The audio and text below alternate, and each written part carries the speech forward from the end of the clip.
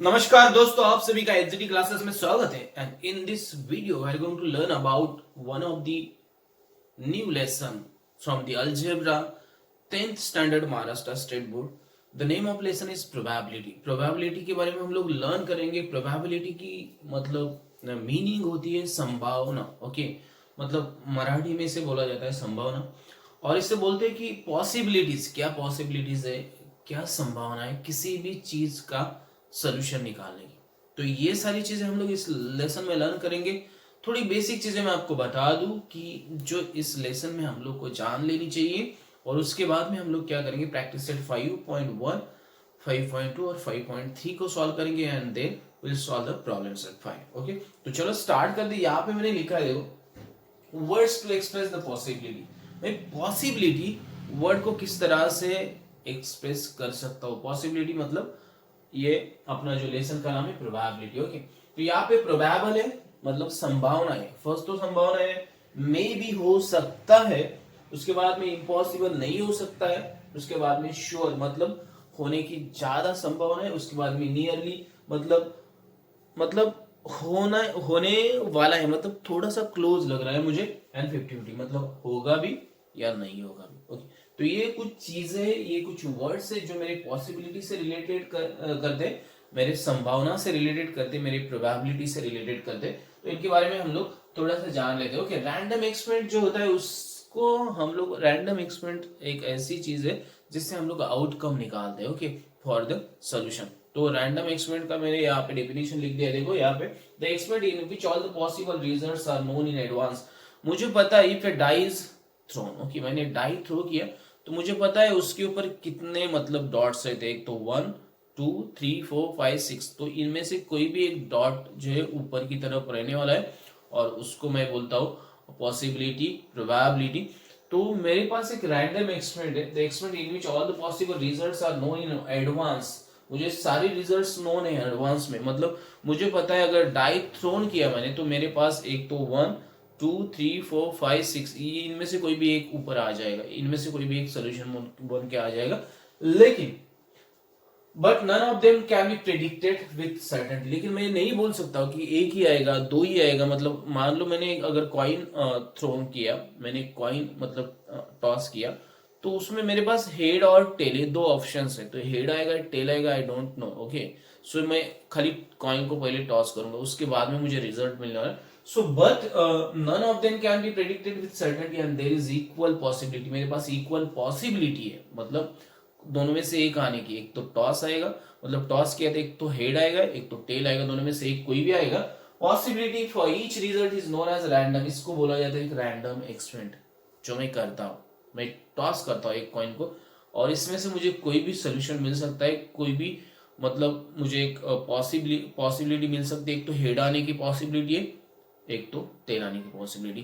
तो यहाँ पे मेरी जो पॉसिबिलिटी है ये मैं आफ्टर टॉस ही डिसाइड कर सकता हूँ, आफ्टर टॉस ही बता सकता हूँ। ओके, तो इस तरह के एक्सपेरिमेंट कॉइन इज मतलब टॉस, टॉस के एक कॉइन को एक डाइस थ्रोन। ओके, एक card is selected from 52 cards. तो ये जो भी चीजें हैं हमारे पास, इनमें से रिजल्ट क्या आएगा। ओके, ये तो मैं जब ये करूंगा, एक्सपेरिमेंट करूंगा, उसके बाद ही पता चलेगा। और इस तरह के एक्सपेरिमेंट को हम लोग बोलते हैं रैंडम एक्सपेरिमेंट। और यहाँ पे मुझे मिलता है आउटकम। यहाँ पे मैंने लिखा देखो outcome, result of random experiment is known as outcome. मतलब ये सोल्यूशन मेरा, मैं अगर रैंडम एक्सपेरिमेंट परफॉर्म करता हूँ तो उसका जो भी रिजल्ट आएगा उसको आउटकम बोलते हैं। इक्वली लाइकली आउटकम, मगर अगर मैं कोई भी एक डाई थ्रोन करता हूँ, डाई थ्रो करता हूँ, तो मुझे 1 2 3 4 5 6 इनमें से कोई भी डॉट्स ऊपर आएंगे, इनमें से कोई भी सोल्यूशन आएगा। तो इस तरह के पॉसिबिलिटी को हम बोलते हैं इक्वली लाइकली आउटकम। मतलब ये इनमें से कोई भी रिजल्ट आ सकता है। ओके, तो ये जो चीज है, ये सारी की सारी चीजें हम लोग लर्न करने वाले हैं हमारे प्रोबेबिलिटी लेसन में। तो चलो स्टार्ट करते हैं practice set 5.1। So will solve the practice set 5.1। बहुत ज्यादा इजी, बहुत इजीली आप इसको समझ के ले सकते हैं। Vanita knows the following sites in Maharashtra. She is planning to visit one of them in her summer vacation. Vanita को नीचे दिए गए प्लेसेस में से किसी एक प्लेस को क्या करना है, समर वेकेशन को जाना है। Okay, Ajanta, Mahabaleshwar, Lonar Sarovar, Tadoba wildlife sanctuary, Amboli, Raigad, Matheran, Anandwan. Okay, इनमें से कोई भी एक प्लेस को वनिता क्या करने वाली, उसके समर वेकेशन को विजिट करने वाली। ओके, तो चलो हम लोग इसका सोल्यूशन किस तरह से निकालेंगे देख लो यहाँ पे। सो सोल्यूशन में यहाँ लिख रहा हूँ solution. Okay, so the places known to Vanita. Okay, the places known to Vanita are as follows. Okay, कौन कौन से प्लेसेस वनिता को पता है, मैं लिखूंगा वापस। अजिंठा, उसके बाद में मेरे पास है महाबलेश्वर,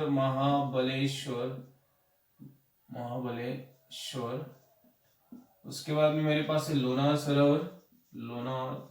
सरोवर, उसके बाद में मेरे पास है Tadoba wild life sanctuary, Tadoba wild life sanctuary. उसके बाद में मेरे पास है अंबोली रायगढ़, अंबोली, उसके बाद में रायगढ़, उसके बाद में माथेरान और फाइनली आनंदवन। ओके, तो इतने प्लेसेस को Anandwan. Okay, Anandwan. So from these places, C is going to visit one place. Okay, so there are 8 places which can be chosen randomly. Okay, therefore there are 8 places which can be chosen randomly. मतलब इनमें से कोई एक place randomly choose की जाएगी। Okay, so how many outcomes are there? 8 outcomes are there. Okay, so आपको क्या पूछेगा, Vanita knows the following, so she is planning to visit, तो आपको निकालना है solution. So there are total 8 possibilities, there are total 8 outcomes. Okay, there are total 8 outcomes. आप लोग लिख सकते हैं, नहीं तो वहां पे I think. Okay, 1 second. Okay, so हम लोग लिख सकते, there are total 8 outcomes. Okay, there are total 8 outcomes, therefore there are total 8 outcomes. हम लोग लिखेंगे देयर आर टोटल 8 आउटकम्स। आपको अगर ऐसे लिखना है तो ऐसे लिखो, नहीं तो the possibility to choose one place out of 8 is 8। Okay, ऐसे भी आप लोग लिख सकते हो। It's depends on how to write. Okay, आपको किस तरह से लिखना है आपके ऊपर निर्भर करता है, बट इस तरह से आप इस सोल्यूशन को लिख सकते हो। थोड़ा सा मतलब आपको अलग लगेगा, but the places chosen, okay, the number of places chosen from the given number of places is 8। Okay, तो 8 ही आउटकम्स रहेंगे, 8 प्लेसेस, इनमें से एक ही जाने वाले, तो but there are total 8 outcomes. Okay, ताकि 8 में से कोई भी एक को चूज कर सकती है। तो ये था मेरा क्वेश्चन नंबर 1, जिसको मैंने सॉल्व करके आपको बताया। अभी हम लोग क्या करेंगे, क्वेश्चन नंबर 2 को सॉल्व करेंगे। So we will solve the second question. यहाँ पे मुझे पूछा गया है, any day of week is to be selected randomly, मतलब एक वीक में जितने दिन है उनमें से कोई भी एक दिन मुझे चूज करना है रैंडमली। तो चलो सॉल्व करते हैं इसको। अब इसको कैसे लिखेंगे, सॉल्यूशन में लिख रहा। सो a week has following days। okay, following days मतलब एक वीक में फॉलोइंग डेज रहते हैं। कौन कौन सा रहता है? मंडे रहता है मेरे पास, मंडे के बाद ट्यूसडे रहता है मेरे पास, वेडनेसडे रहता है, वेडनेसडे के बाद रहता है मेरे पास थर्सडे, उसके बाद में रहता है फ्राइडे और फाइनली सैटरडे। तो ये मेरे पास एक वीक के day number of days. Okay, अभी how many days are there total? So there are total 7 days in a week. There are total, therefore a week has 7 days. Therefore there are total 7 outcomes. There are total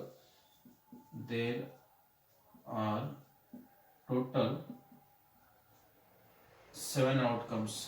कितने outcomes रहेंगे? 7 outcomes. Okay, there are total 7 outcomes from which we can select one day. Okay, तो आप इस तरह से लिखो, ये मेरी मेथड है। आपको अगर अलग तरीके से लिखना है तो आप अलग तरीके से लिख सकते हो। Okay, so weak has 7 days, so there are total 7 outcomes from which one day can be selected or one day can be chosen. Okay, तो इस तरह से आपको सॉल्यूशन लिखना है। So this is the question number second. हम लोगों ने सेकेंड क्वेश्चन सॉल्व किया। थर्ड और fourth, I think there are total 4 questions only, तो 4 ही क्वेश्चन से 4 क्वेश्चन सॉल्व करेंगे। उसके बाद हम लोग आगे के टॉपिक की तरफ बढ़ेंगे।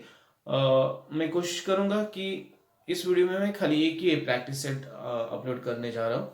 नेक्स्ट वीडियो में मैं सेकेंड प्रैक्टिस सेट अपलोड करूंगा with basic explanation. Okay, basic जो भी एक्सप्लेनेशन उसके साथ में सेकेंड प्रैक्टिस सेट को अपलोड करूंगा। तो चलो सॉल्व कर दे third question. Okay, so we'll solve the third question. Select one card from the pack of 52 cards. मेरे पास एक पैक है 52 कार्ड्स का, उसमें से मुझे वन कार्ड सिलेक्ट करना है और मुझे पॉसिबिलिटीज लिखनी है, क्या आएगा इसका सॉल्यूशन। चलो सॉल्यूशन लिखते हैं, फिर सॉल्यूशन लिखेंगे इसका। ये pack has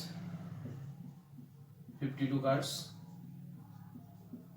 therefore there are 52 outcomes to select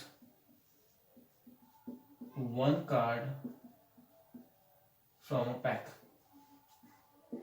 देखो मैंने ये पूरा लिखा है, मैं पहले वाले जो भी लिखा है उसमें मैंने खाली आउटकम्स के नंबर लिखे। आप पूरा की पूरा लिख सकते हो। There are 52 outcomes to select one card from a pack, ऐसे लिख सकते हो। मैंने लिखा था पहले there are 7 outcomes to select one day from a week, ऐसे मैं लिख सकता हूँ। ओके, तो ये अपने ऊपर निर्भर करता है कि हमें किस तरह से लिखना है। तो ये मेरा एक क्वेश्चन था जिसको मैंने आपको सॉल्व करके लिखा। Now it's your time. Okay, आपको सॉल्व करना है, किस तरह से करना है आपको डिसाइड करना है। ये 1 मार्क का क्वेश्चन है, 1 मार्क्स के लिए पूछा जा सकता है। आपको कोई भी क्वेश्चन इस तरह का पूछा जा सकता है एग्जाम में और आपको सिंपली इसका सोल्यूशन लिखना है, बहुत ज्यादा ईजी रहता है। सो नंबर ऑफ वेज जो भी रहेंगे, जितने नंबर्स रहेंगे उतने ही वेज रहेंगे, उतने वेज के साथ ही उसका आउटकम निकलता रहेगा और कोई मतलब उससे अलग कोई आंसर नहीं रहेगा। तो ये था क्वेश्चन नंबर 3 जिसको सॉल्व किया। अभी क्या करते हैं, क्वेश्चन नंबर 4 को सॉल्व करते हैं।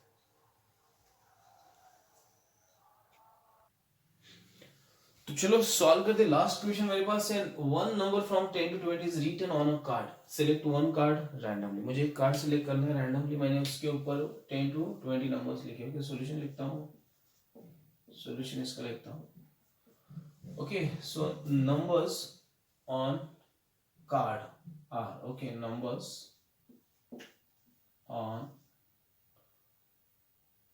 Cards are as follows. Okay, as follows, मतलब मेरे पास नंबर्स है 10, 11, 12, 13, 14, 15, 16, 17, 18, 19, 20।